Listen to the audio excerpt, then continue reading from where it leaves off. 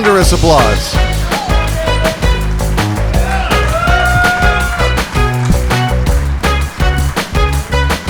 So I played sledge hockey for 20 years.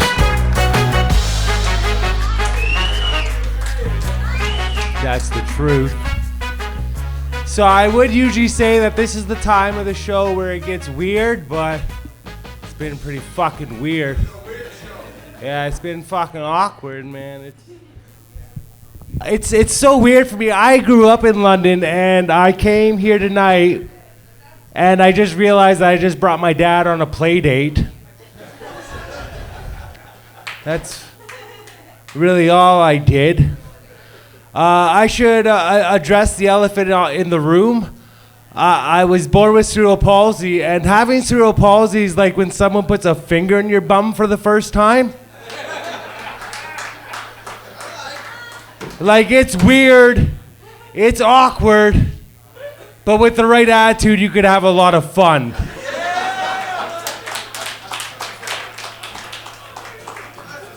Yeah, you know what I mean? You gotta get around some things. It's a different thing.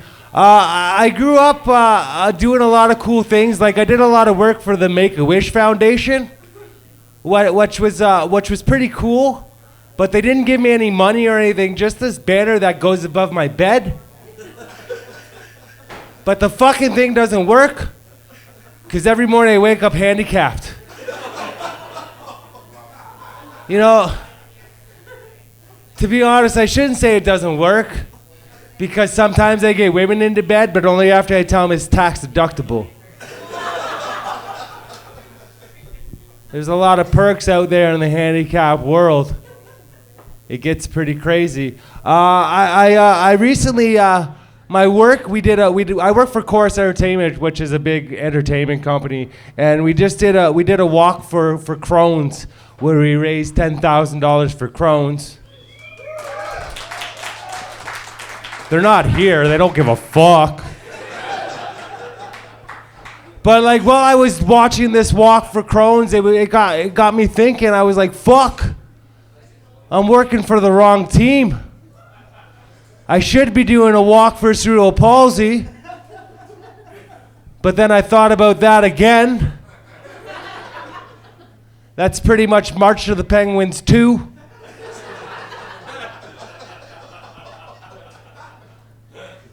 Morgan Freeman can narrate it. He'd be like, and 3 of them didn't return. You know,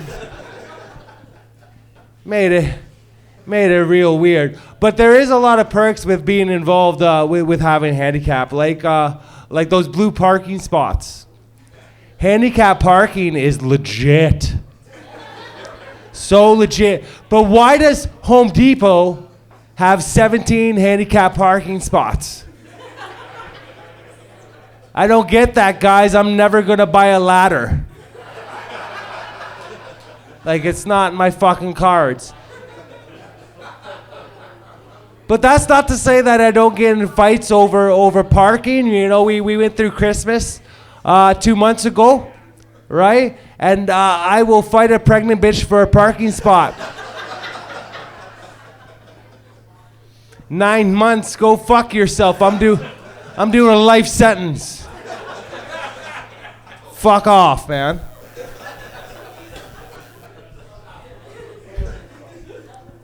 So a lot of people thought I was going to have like a weird life growing up. They thought I was going to have a hard time going through school. I was born and raised. I started my school system over here at St. Francis here in London. Yeah. And people thought that I was going to have a hard time, but I ended up falling in with every social group imaginable. Like, it was so weird. I fell in with the jocks because, like, I went to go play baseball with them one time, and I was like a real-life Disney movie. You know? They're like, they see me take the field, they're like, look at him, he thinks he's a real boy. You know? Ain't no strings on me! You know? And then I fell in with, like, the women. But, like, not so much fell in with the women, but, like, fell into the women. And didn't get charged for sexual harassment. So that was pretty awesome. I learned a lot that year. Like how Amy grew 2 cup sizes. and how Chantel only grew 1 cup size on the left. Rough year for Chantel. The one group that I fell in with that I didn't expect to fall in with was the black kids. Because like I had to pee. So I was like walking to the washroom like this.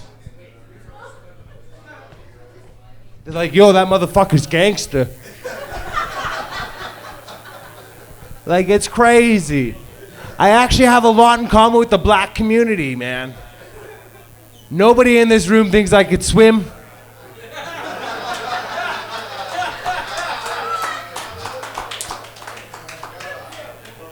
Girls date me to be woke. And I had the biggest dick in elementary school. So it ended up working out all right.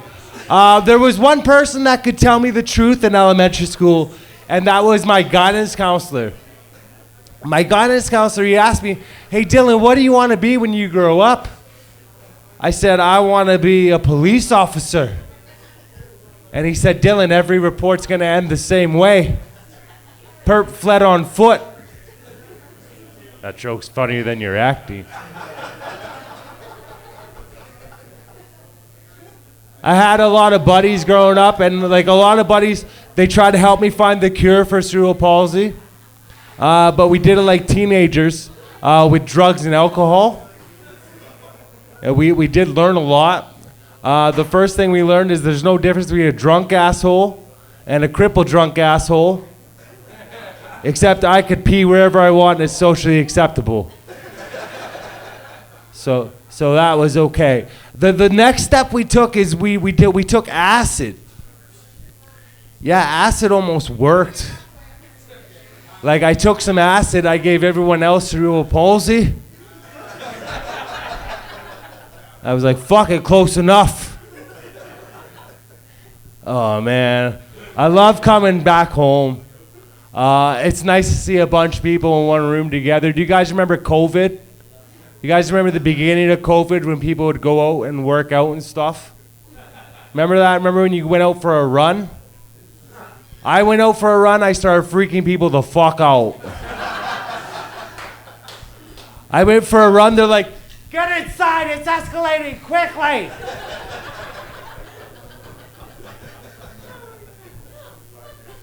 I don't like telling people my vaccination status because then they're like, see, I told you.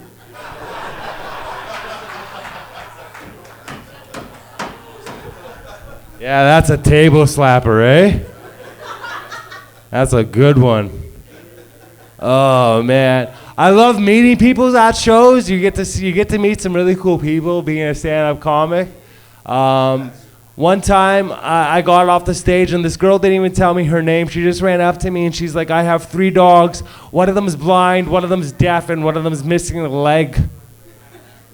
Guys, I thought she was gonna collect me. I was terrified. It was very strange, very early.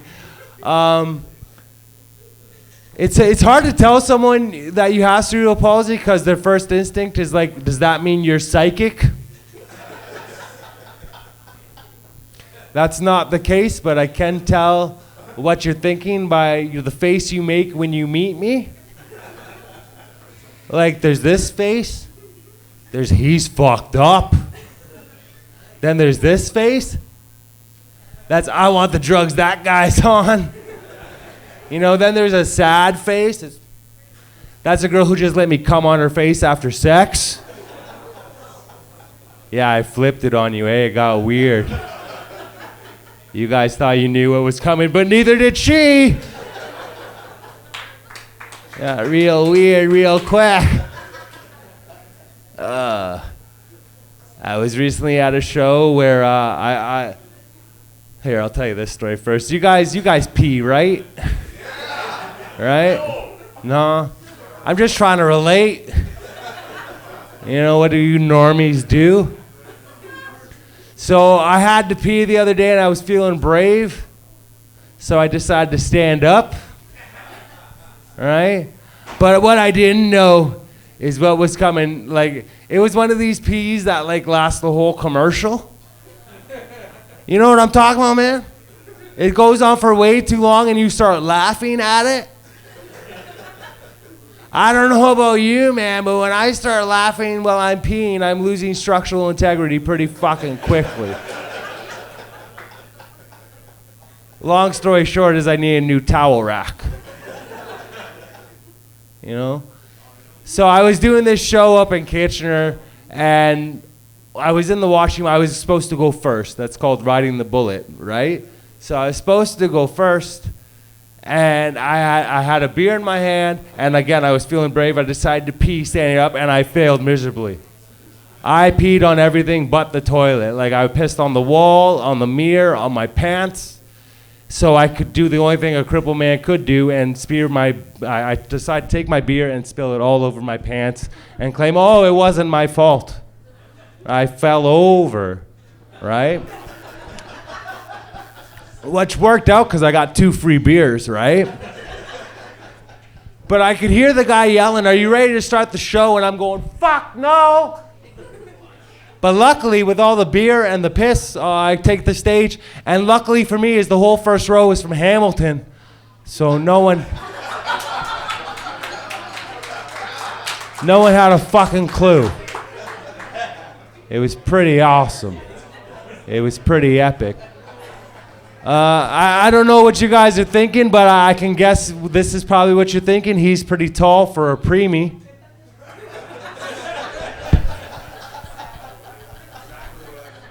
Yeah, exactly what I was thinking too, bro. Exactly what I was thinking. So we can be vulnerable. We're buddies now, right? We can talk. Do you guys mind if I take a seat? Like, we're friends now. If I can work this broken mic stand, fucking, I think Jordan got that just to make me feel at home, you know? Like, you're broke just like the mic stand, motherfucker.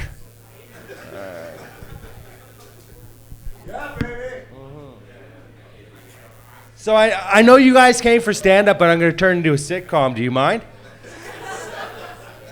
Yeah, that shit's clever. Yeah, it's a good time. You remember the first time you masturbated? No. Yeah, fucking you're 80 years old, I understand that. You heard that. So, I remember the first time I masturbated, I was cleaning it, my leg shot up like this, I thought I cured cerebral palsy. I started doing research every day. I lost 4 vision points. It got pretty crazy.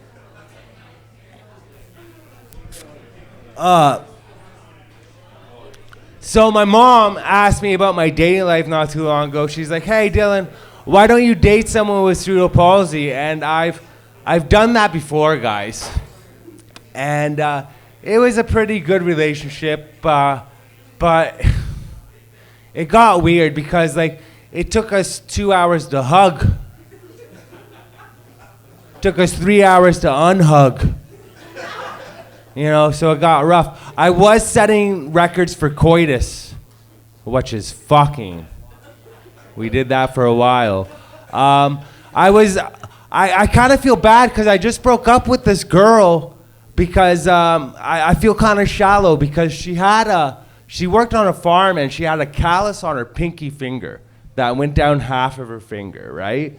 And like it was, I thought it was okay, but like we started walking around the mall and you have to hold that callus all day, right? And it got so awkward because we're walking around the mall and everyone's staring, so obviously they noticed, right? Right? So I had to break up with her. And trust me, it was a good decision. And then when I was dating the girl with cerebral palsy, it just got hard to take corners because we'd have a concussion anytime we had to turn left. Sorry. Is anyone here escaping kids tonight? Yeah. I fucking hate kids. I hate them. Because like they're always pointing and laughing at me in the mall, you know? But I don't go around beating them up because they're too hard to catch. Instead, I just tell them the boogeyman did it. Conversation over every time, right? But then, like, I'm also scared of, like, having my own kids one day. It's like, it's a terrifying thought to me. Because, like, I'm going to get jealous of that motherfucker as soon as it learns to walk. You know, it's going to set up for a very competitive game of peekaboo.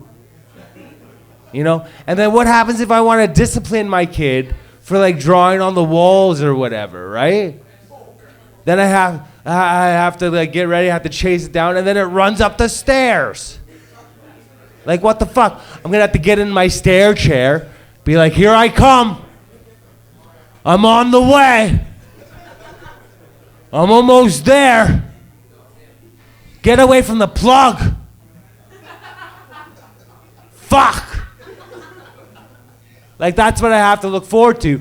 And then, like, the other day, I was walking into a Boston Pizza, right? And a little girl and her mom were walking out of the Boston Pizza, and, like, loud enough for everyone to hear, the daughter says, "Hey, Mom, why does he walk like that?" Right? And without missing a beat, the mom goes, "That's what happens when you don't eat your broccoli." Which is fair, because you only get one, so I just agreed to nod, yeah, eat your broccoli, you know? And then my cousin just had a baby. My cousin just had a little baby. And, like, he invited me over to meet the baby, right? But, guys, he didn't let me hold the baby. I don't know if he was scared I was going to drop it or, like, steal the bone marrow. You know what I mean? For those of you that are worried about that, don't worry. I'm still handicapped. You know? It takes more than one baby. Like, let's be real. Right? So let me tell you this story. I'll tell you a story, then I'll do an impression, then I'll get out of here. Thank you guys for coming out. I really appreciate all of you. So I got a story. I was at a disability mixer, which is as fun as it sounds, because you can drink and drive your wheelchair without getting pulled over, right? So it's pretty sweet. But I had no idea, so I went to the bar, I started drinking, and then this girl joined me, and we started drinking together, and then before I knew it, she invited me up to her room on the 14th floor of the hotel, right? We went to go use the elevators, but because of all the accidents from the drinking and driving, the lobby was a fucking mess. It was the worst game of potato head you ever seen in your life. Because there was black guys with white legs and white guys with black arms. It was a fucking mess. But pussy was on the line, so I took the stairs. I climbed that shit like Everest. Stopped for oxygen every 3 floors. I was breathing heavy. Finally got up to the 14th floor, had no idea. Girl got undressed and I had no clue, but off come her leg. That's the exact sound. That's exactly what it sounded like. Her leg came off. But I didn't freak out. I just walked up 14 flights of stairs, right? Let's figure out what this pussy's about. Best sex I've ever had in my life. Because without a leg in the way, you could hit so many more angles, it's fucking ridiculous. And then if you have like a mop or a wig, you just put it over the nub and you're in a threesome. Like, that's pretty solid. About as solid as my dick was that night. Pretty solid. All right, I gotta get out of here. I'm gonna do an impression for you. I don't do impressions often. I'm working on impressions. I got 1.5 in the bank right now, right? I'm working on Terry Fox, but I can't get the squeak right? So instead, I'm gonna give you Man in Motion, Rick Hansen. You guys know who that is? Right, yeah, he went across Canada in his wheelchair. He also climbed the CN Tower in his wheelchair. Well, like the stairs of the CN Tower. He didn't climb the outside of the CN Tower like a crippled King Kong. He climbed the stairs of the CN Tower in his wheelchair because he wanted to make a bunch of people late for shit. All right? So this is my impression of Rick Hansen doing hurdles at the Olympics. Are you guys ready? You guys ready for this? Yeah. Woo! Come on. Ow! Fuck! Ow! Fuck! Guys, thank you so much for having me. My name's Lindsay. I gotta find a way to walk off these stairs. Yeah, buddy, keep it going. That was Dylan goddamn Lindsay, everybody. Wow, what a load.